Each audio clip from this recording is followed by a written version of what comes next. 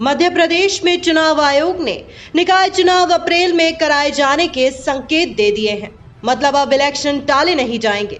होली के आसपास मार्च में चुनावों की तारीखों का ऐलान हो सकता है, लेकिन इस बीच टिकट बंटवारे और चुनाव लड़ने को लेकर सूबे में विवाद की स्थिति उत्पन्न हो गई है। चुनाव से पहले फूट और गुटबाजी साफ देखने को मिल रही है। वहीं बीजेपी ने नगरीय निकाय चुनावों में युवा चेहरों पर दाव लगाने की तैयारी कर रही है। साथ ही पार्टी ने तय किया है कि प्रदेश की 16 बड़े शहरों की नगर सरकार में अधिक से अधिक युवाओं का योगदान होना चाहिए। आपको बता दें कि निकाय चुनाव को लेकर सूबे में गरमाई सियासत के बीच शिवराज सरकार ने नई आबकारी नीति लाने में लगी हुई है। इसका ड्राफ्ट लगभग तैयार हो चुका है। इसमें शराब की ऑनलाइन बिक्री का प्रस्ताव किया गया है, यानी ऑनलाइन ऑर्डर करने पर शराब सीधे घर पहुंच जाएगी। इसके साथ ही दुकानों में खरीदी पर भुगतान का बिल भी अनिवार्य किया जा सकता है।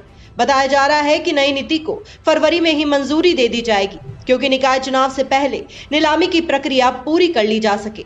लेकिन उससे पहले प्रदेश की सियासत गर्मा उठी है।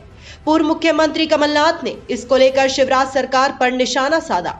दरअसल सरकार का राजस्व बढ़ाने के लिए पिछले साल कमलनाथ की विदेशी शराब की ऑनलाइन बिक्री को मंजूरी देने पर खूब आलोचना हुई थी। तब विपक्ष में रहते हुए बीजेपी ने कमलनाथ सरकार पर जमकर निशाना साधा। बीजेपी विधायक ने यहां तक कह दिया कि कमलनाथ सरकार दारू बेचने वाली सरकार है।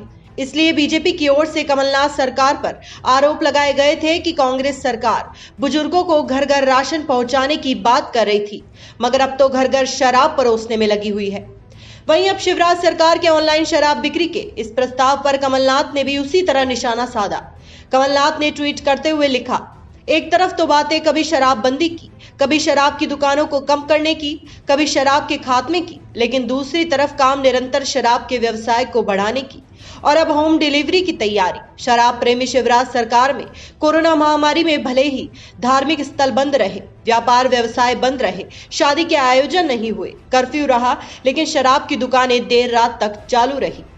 बहरहाल मध्य प्रदेश में निकाय चुनाव और शराब को लेकर एक महीने से सियासत गरमाई हुई है। पहले गृह मंत्री नरोत्तम मिश्रा के शराब की नई दुकानें खोलने की पैरवी करने और अब शराब की होम डिलीवरी के प्रस्ताव के बाद विपक्ष हमलावर है। Bureau report, the fact India.